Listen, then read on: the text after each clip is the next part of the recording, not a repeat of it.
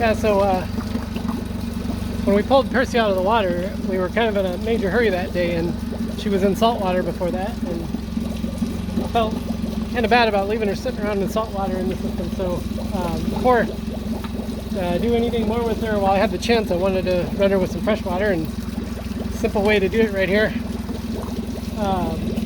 Start her right up, she's running good, so we do have to take the motor off now through transport, and honestly I'm not sure when exactly the motor's going to be back on. She's going to be back in the water. A new place, a new home, for a while, let me feel alive.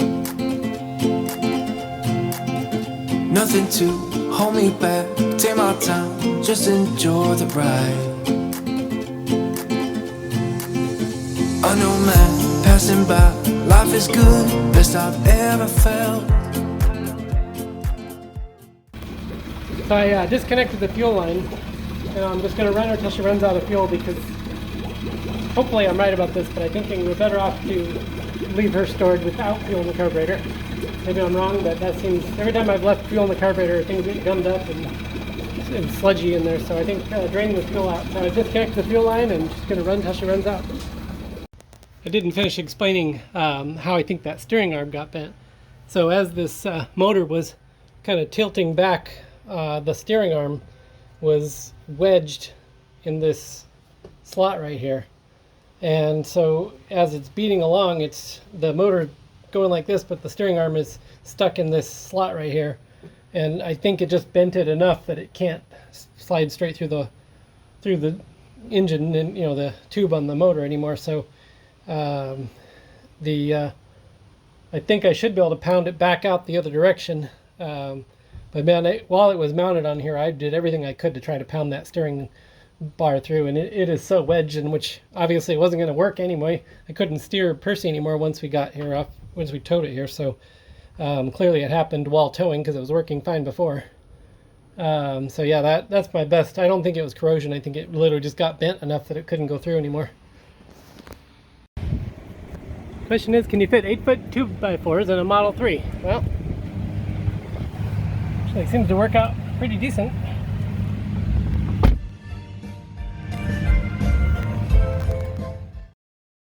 I used the 2x4s to create rails for the boat to sit on, and then I built a mount at the very front of the trailer that I could mount the motor on. I was able to back the boat trailer right into the cargo trailer, making it easy to move the motor onto the mount.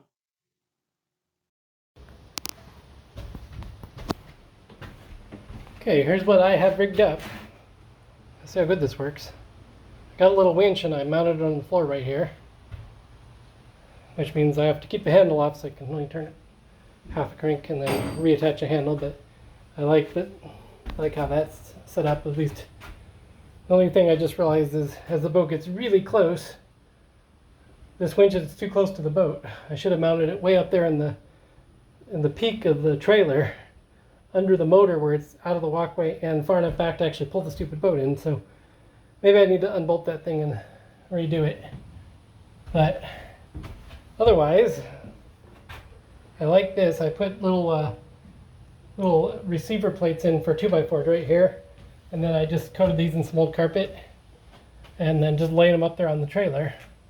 The trailer is down on the concrete and locked in right at up against the ramp, so it won't be too easy for the trailer to move. I think with the bricks in front of the tires, the boat trailer will probably stay in place. And then the tongue is super long on this trailer and super heavy, so I don't know if the front of the trailer is going to try to pop up, but I've tied it to a spare tire to start, and then keep an eye on that for sure. So we're going to see how all this works.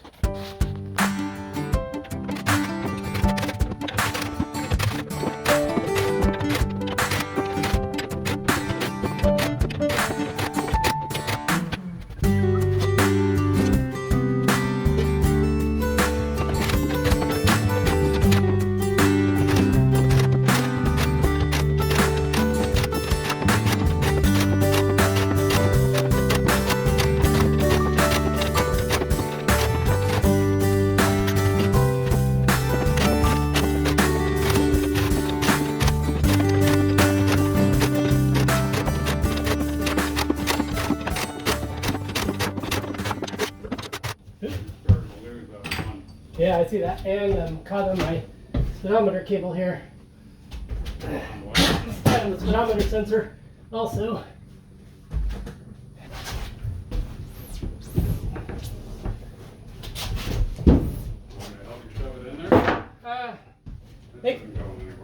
Yeah, no, I think I'm going to go ahead and, it is a, once it levels out, it's going to get a little heavy, so I'm going to just winch it, I think.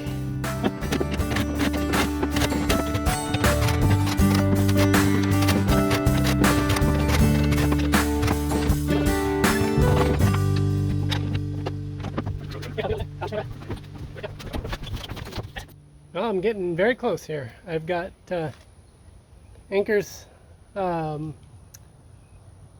the floor now that allow me to strap Percy down at all four corners. And I put a reinforcement board at a 45-degree angle there to make sure that that motor doesn't move at all while we're traveling and hit bumps and all that. So I feel real good about that. It's super stable now. And got a few odds and ends that didn't really have room for in the RV. They're all kind of boat related, fishing poles and some snorkel gear and stuff like that, which I have in here with the boat. And really just a handful of things to put in the RV and a few more little tasks, and about ready to hit the road. Of course, still have Tesla to worry about. And what's interesting is I found a place in Tampa that that will manage your car for you and list it as a rental. They use Turo and their own marketing. So I'm probably going to sign up with them here in the next day or two, get this car over to Tampa, and then they manage everything and send you a check every month. So that's a nice option since I'm not 100% sure I want to sell it, and the values have kind of come down on Model 3s and not really happy with where they're selling at. And I love the car so much. I think there's a good chance in the future I'm going to want it. So I could always have it shipped anywhere in the country that I am. So until I'm sure where I want it, I'll have it in Tampa. So there's that. I've got the old Percy trailer up for sale right now. I'll hopefully find a buyer for that soon. So still a few loose ends, but getting closer. So it's definitely an adventure happening. The RV pretty stuck in here. I knew when I brought the RV in beside the house here and around to the backyard that getting out was going to be interesting, and because it had been really dry when I brought it in, and now we're kind of into the more rainy season, and it's hard to have the ground dry enough. And so the RV is definitely inclined to just sink into the ground, and so yesterday tried to get her out of here and got pretty dang stuck multiple times.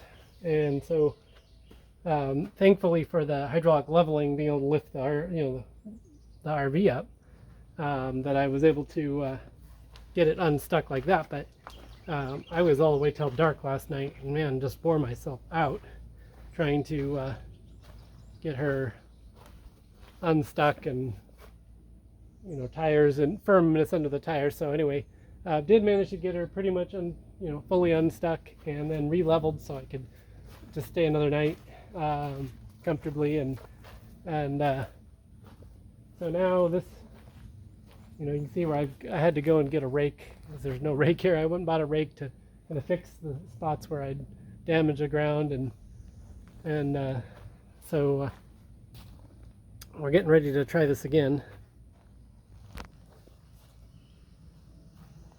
So this ground over here is, down where the back tires are, it was a disaster. It really was sinking in, and even now the tires are still sunk in a little bit.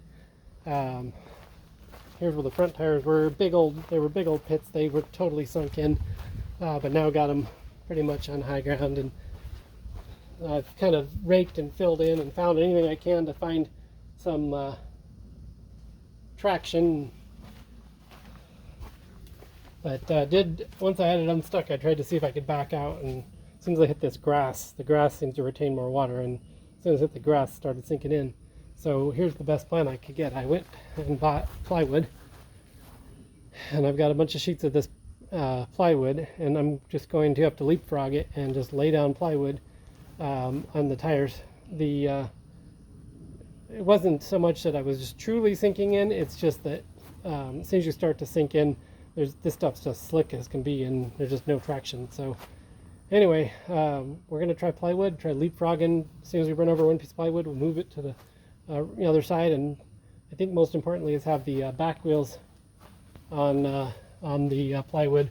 I think the fronts will just kind of follow along no matter what, but I don't want to damage the yard too much either, so we're going to figure this out. Well, it's a new morning, and it is my last day in Savannah. I've got the RV all ready to go as far as I can tell. Wish I could have filmed a little more getting out of that backyard. It was quite a thing, but the plywood, I bought those plywood panels and just made a path and worked out pretty good. And I kept the panels in the trailer in case I ever have to park on soft ground again. So now I'm just topping off the water tanks. The water tank, I should say. Get the water filled up because I don't plan to see any hookups for quite a while probably. And that's about it. I think I've finally done it. My goal right now is just to start heading cross country. I'm looking forward to hopefully getting to Colorado because my friend Laura's there, or is going to be there on a little week trip, and looks like if I just take my time across the country, I'll be in the same place at the same time, which is cool. And you guys don't know Laura, but I actually met her when I I met her online right when I got to Virginia. I was looking for someone who could help me sail momentum down, and we became friends then, and she sailed down to Savannah with me. I didn't film much of that. I mean, that was, wasn't really into filming at that point too much, as you can understand if you know my last year was like. But anyway, yeah, so I became good friends with her, and since then spent more time together. So that's nice. She's been a good friend through going through some hard times. She's been a solid friend, so I'm looking forward to seeing her in Colorado. And other than that, I have nowhere else I have to be at any particular time. So once water's filled up here, I'll be on my way and try to vlog it a little bit, see what kind of interesting sights we see, go from there. So the first stop of my long trip, and the RV was actually below half when I started, so I've got about 150 or 70 miles done already. And first fill up, it's always an adventure filling this thing up. 40 gallons, and she'll probably take 20 more at least, so I don't know how long this pump is gonna go for. I almost always have to run the pumps twice just to fill this up, but everything's riding along real smooth. Trailer is doing fine. So this pump gives you $175. Still not enough though to fill the RV. Yeah, so $40 more, that's about right. 12 more gallons. I got 50 something on the first, so that's about what it holds. So it's a good thing that I frequently check the hitch and everything, because I found a real problem this time, and luckily I just happened to be stopped at a Walmart, so that's super convenient. And I noticed that the hitch ball, I'll spin this around so you can see, I noticed that the hitch ball was a little loose, was a little slanted and loose. Well, when I was backing up the RV out of the yard the other day, I scraped this, which probably didn't help anything. I don't know if you could, sorry, I might not be on the showing it right, but anyway, this thing had been coming loose all day driving, and I noticed it wasn't looking right, and so now I've had my tools here and I've tried like hell to take this nut off, but it is so destroyed that it is impossible to unscrew. So my best plan at this point is Sawzall blades, new Sawzall blades. I have a Sawzall with me, and I cut that guy off and get a new hitch ball. But that was a hell of a thing to cut, even with a Sawzall. So if that doesn't work, to get a whole new drop hitch, receiver hitch, if I can't get that damn thing off there. But I'm not even sure they sell 6-inch drops at Walmart.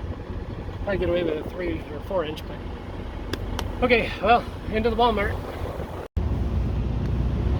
So a whole new 4-inch drop down hitch and ball is almost exactly the same price as trying to buy just a hitch ball and Sawzall blades at the Walmart. And those blades look look like pieces of crap, and couldn't even see that actually working. So I went with 4-inch, which I think, oh, look at this. This guy's an 8-inch drop.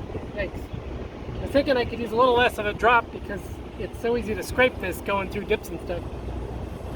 Trailer might ride a little high at a 4-inch versus an 8-inch.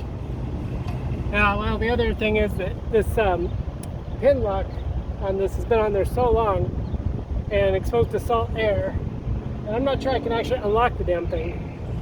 So I might have to cut that thing off or cut this off. So I've got a few decisions. I'm going to screw with that for a little bit, see if I can get this off, and then I'll know what I'm doing. I can always return this whole thing. What I mean by I can't get this off is this lock is, I've got WD-40, but I cannot get the dang thing to turn. And I'm just going to end up, if I turn too hard, I'll break the key off, which is pointless. So that's what I mean by not being able to get this off. It's good quality master lock, but it's just been on here about, I don't know, not a year and a half anyway, a year and 4 months. And I tried to get it off like 6 months ago and couldn't. So I figured, what the hell, I didn't need to get it off at the time, but now I really do. So we'll see if a little more WD-40 will help. So I just walked to the Home Depot and got a good quality hacksaw blade, or chop saw blade, and sawzall blade, whatever you want to call it. But the only question is, do I cut the pin off, replace the whole hitch, or do I go right at that ball, which is way thicker? Which like I said, I've kind of wanted to have a shorter drop anyway, so I'm gonna think about that while I walk.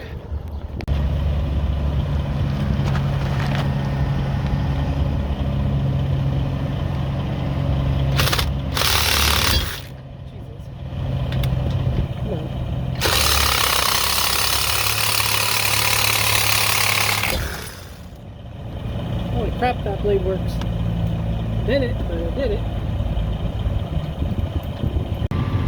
Well, front rides up a little bit, but I don't think that's going to be a problem. I think that sawzall blade probably would cut that ball off, so I can always switch back to the 8-inch. Let's try this one though and see how we do.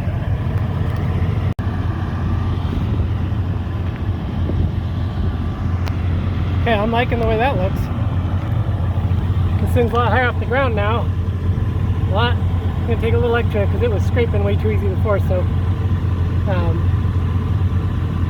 yeah. So I like this, I think, and didn't have any problem cutting that off with that super mega blade. Ended up biting the blade and the hitch, but oh well. I like it.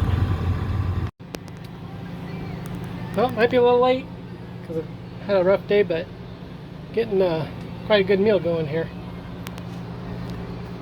It's gonna spur tornadoes and things later, so I've been booking it all day. Tornado that just came through here did a hang up job on these apartment complexes.